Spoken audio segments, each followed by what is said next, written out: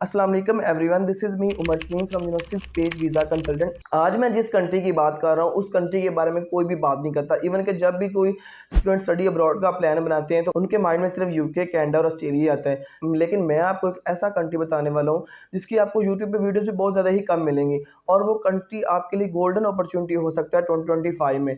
अपने बजट के लिहाज से, आपके ट्यूशन फ़ी के लिहाज से, आपके बैंक स्टेटमेंट के लिहाज से। सो अगर आप भी हमारे चैनल पे न्यू हैं, हमारे चैनल को सब्सक्राइब कर दें फॉर मोर वीडियोज़।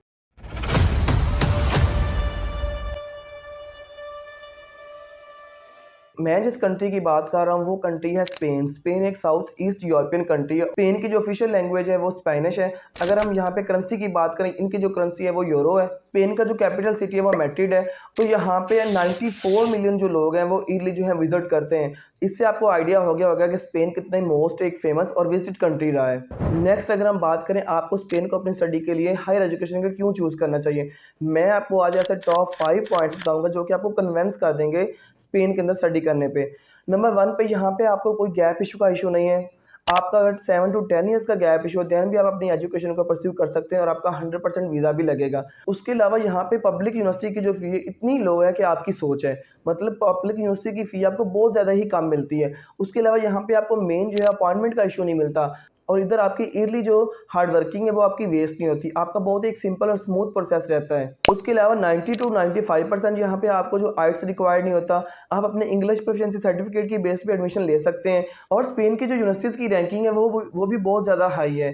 अगर हम इसकी यूनिवर्सिटीज़ की बात करें, यूनिवर्सिटीज़ की रैंकिंग भी बहुत ज़्यादा, और रिसर्च के लिहाज से भी ये कंट्री बहुत ज़्यादा ही टॉप रैंकिंग रहा है। नेक्स्ट मैं आपको स्पेन की इंटेक्स के बारे में बताने वाला हूँ। स्पेन के अंदर 2 ऑफिशियल इंटेक्स होती हैं। जो इनका लार्जेस्ट इंटेक है वो सितंबर इंटेक है। यहाँ पे आपको मोस्टली जो है 80 टू 90% जो इंग्लिश टॉट के प्रोग्राम्स मिल जाते हैं। अगर हम इसके एडमिशन्स की बात करें, जो इसके एडमिशन्स है वो जनवरी से लेके अप्रैल मई तक ओपन रहते हैं।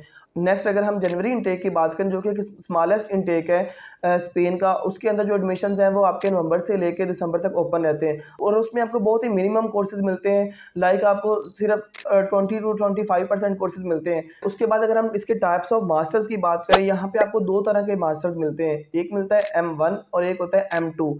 M1 जो होता है वो 1 साल का होता है। उसमें 6 मंथ का जो है वो रिसर्च वर्क आपका होता है, और 6 मंथ के आपके थीसिस होते हैं।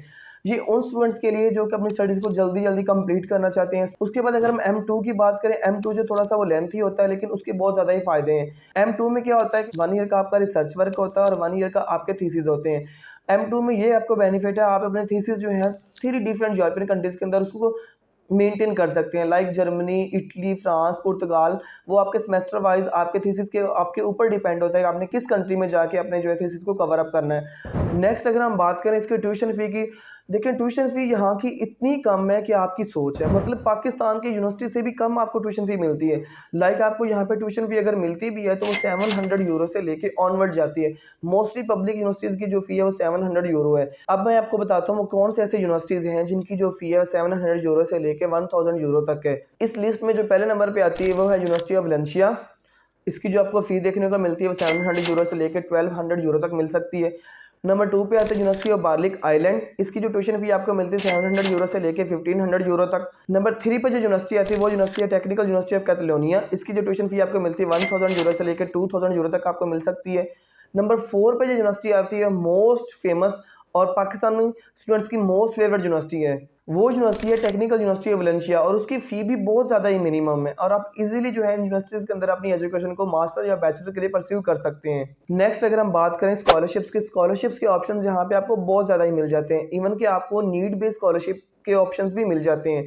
अगर हम बात करें इसके स्कॉलरशिप्स की, मोस्टली जो है यहाँ पे 3 तरह की स्कॉलरशिप्स होती हैं। एक होती है merit based scholarships, need based scholarships जो कि बहुत ही लिमिटेड स्टूडेंट्स के लिए होती है, और थर्ड होती है कुछ एरास्मस के प्रोग्राम्स होते हैं जो कि आपको एक कंट्री से दूसरे कंट्रीज में पढ़ने में हेल्प देते हैं, और आप इजीली जो है मूव हो सकते हैं एक कंट्री से दूसरे कंट्री में। फर्स्ट बात करें मेरिट बेस्ड स्कॉलरशिप्स की, तो वो आपको मिलते हैं आपके मेरिट बेस पे। मतलब आपका CGPA 3.7, 3.5, आपकी पब्लिकेशंस, आपका वर्क एक्सपीरियंस, आपका इंटर्नशिप्स, इन चीज़ों को देखकर स्टेप बाय स्टेप जो है आपको स्कॉलरशिप मिलती है।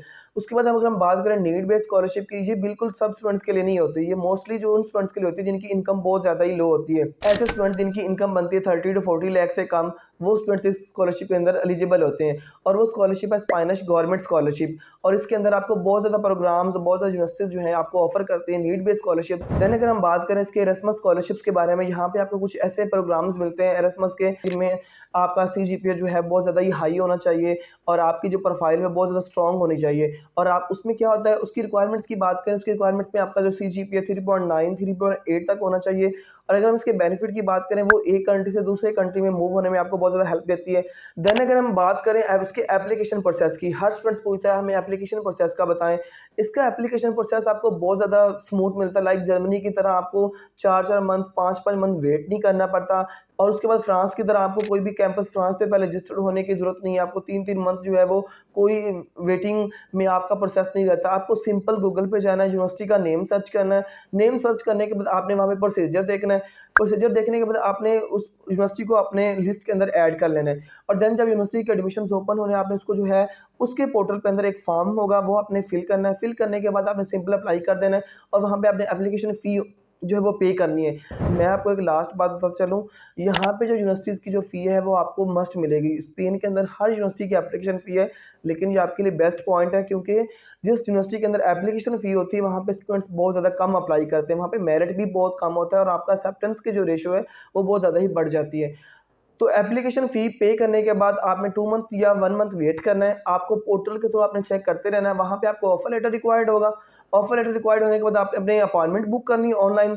अगर हम इसकी अपॉइंटमेंट की बात करें, वो आपने BLS के थ्रू इसकी अपॉइंटमेंट बुक करनी। अपॉइंटमेंट आपने बुक कर ली, आपने देन जब अपने डॉक्यूमेंट्स को रेडी करना है, देन आपको सिंपल आपने वीज़ा के लिए अपने डॉक्यूमेंट एम्बेसी के अंदर सबमिट करवा देने। फिर आपने 1 से 2 मंथ वेट करना और उसके बाद आपका जो ग्रांटेड वीज़ा है वो आपका लग जाता है। देन हम इसके टाइम ऑफ प्रोसेस की बात करें, इसका कितना टाइम आपको रिक्वायर्ड हो सकता है। आपको टोटल जो है एप्लीकेशन से लेके वीज़ा तक आपको 3 to 4 मंथ लग जाते हैं। अगर हम इसकी बैंक स्टेटमेंट की बात करें, यहाँ पे आपको कोई सालों साल की बैंक स्टेटमेंट नहीं दिखानी है, आपको सिंपल जो है 3 to 4 मंथ की बैंक स्टेटमेंट दिखानी है।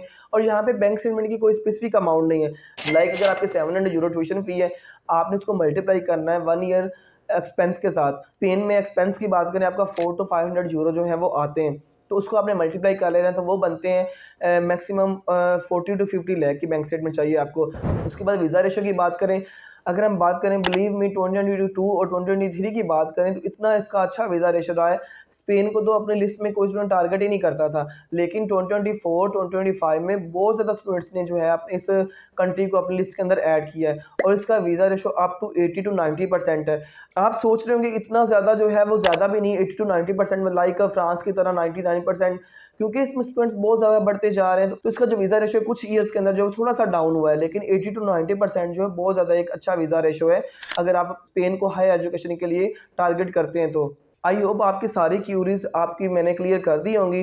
लाइक अगर आपको फिर भी कोई क्वेश्चन हो तो आप मुझे कमेंट सेक्शन में पूछ सकते हैं, हम आपको जो फर्दर आपके क्वेश्चंस को आंसर करेंगे और आपको फर्दर कंप्लीट गाइड करेंगे आपकी प्रोफाइल के अकॉर्डिंग। अपना ख्याल रखिएगा, मिलते हैं इस तरह की और वीडियो के साथ। अल्लाह हाफिज़।